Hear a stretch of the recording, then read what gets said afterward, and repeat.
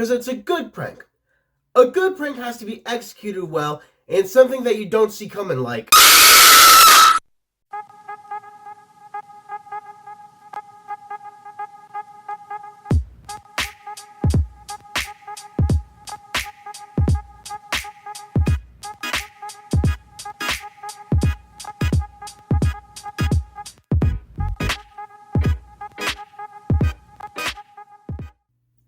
What up, everyone? It's your boy Floz and welcome back to another episode of Tear Up. And this time, because it's April Fool's Day, we are going to be ranking various pranks and or practical jokes.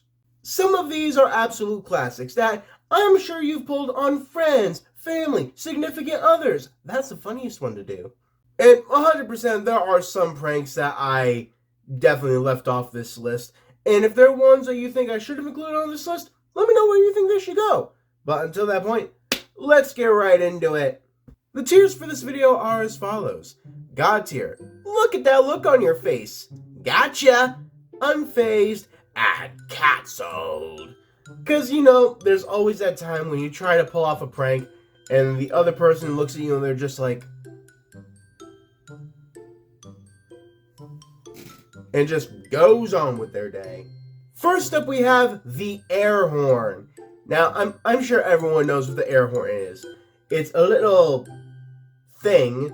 I don't know if it technically classifies as like a device, but it's a little trinket that when you hit it, it makes a sound like... and it's very eardrum shattering. As a prank itself, I like it. The person you're pranking, they can find it funny. I'm gonna put it at... look at the look on your face. Not gonna put it all the way up in God tier, because there are some other ones that I definitely want to save for that. Compared to most pranks, this one's a relatively newer thing, but dissolvable swim shorts. For those of you who don't know, dissolvable swim shorts are swim shorts that dissolve in water. So the prank is essentially go into a very crowded public space with water, and then have public nudity forced upon you. Yeah. Not really a prank if you think about it. But is it funny? Absolutely. But like, as a prank itself, would I laugh if this... that's another thing you gotta consider. Would you laugh if this was pulled on you? If this was pulled on me, everyone in my vicinity would need to bleach their eyeballs. So I think for that reason, I'm going to put it down in unfazed. There are definitely many better ones on this list. Next up we have got your nose. Now, this one is a very, very, very loose term. Because like this is the very first prank that's ever pulled on you when you're like 2 or 3 years old. When like a relative of yours makes you think that they took your nose and they won't give it back. Then once you reach 4 years old, you realize it's absolute bullshit. For hours, you think you're just walking around like Voldemort all noseless. But then you just suddenly wake up in the kitchen and you're 4. But yeah, so I'm going to go ahead and just put this down and cancel. Because, well, it's stupid. Next up, we have the joy buzzer. Now, the joy buzzer, this is immediately the kind of prank I think of when I think of the Joker. Now, I've never used a joy buzzer, nor have I been on the receiving end of it, so I don't know if it actually shocks you, or if it's just like a vibrational sort of thing. Either way, I think it's funny. I think it's one of the absolute classic pranks. So you know what? For being like, I think one of like the gatekeepers of pranks, I'm gonna put it up in God tier. I mean, can you really argue with me on that one? Alright, this is a good one. Next up we have...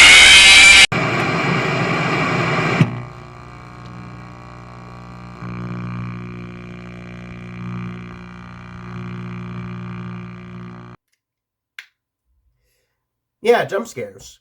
I can guarantee you, many of you have seen that like stupid maze game where once you get near the end, it's just that creepy ass girl's face.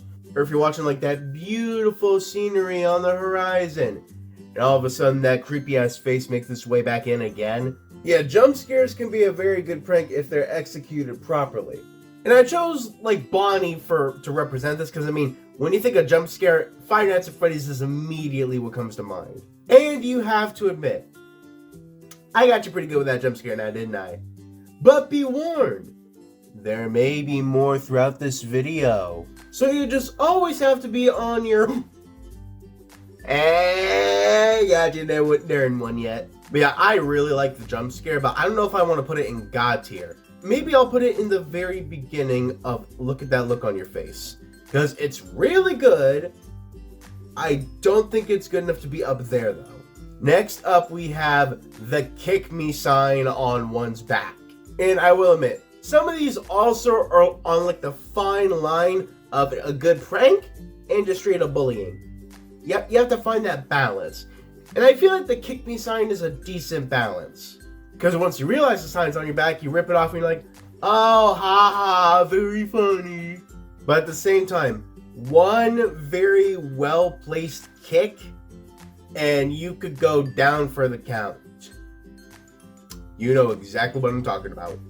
So I think it's good, but at the same time, the potential physical repercussions, I might need to put it a little bit lower in unfazed.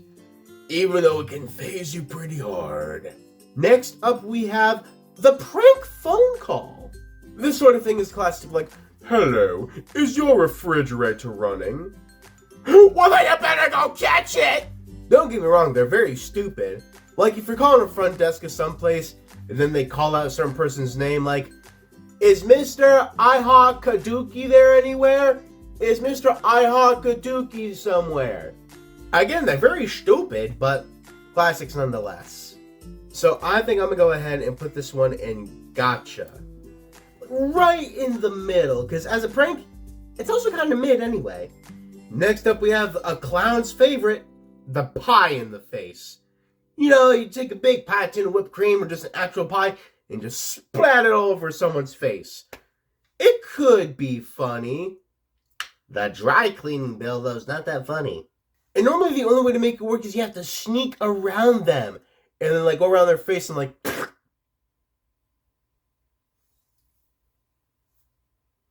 And it's all creamy. It's funny, but messy. But tasty, but expensive to clean up. So overall, I think, again, with this, I have to put it in the middle at gotcha. Because it's a good prank. A good prank has to be executed well, and something that you don't see coming, like... I did warn you, didn't I? Oh, speaking of messy. Next up, we have the old saran wrap on the toilet seat. This is more so a prank for men. Because we men, we stand up when we piss.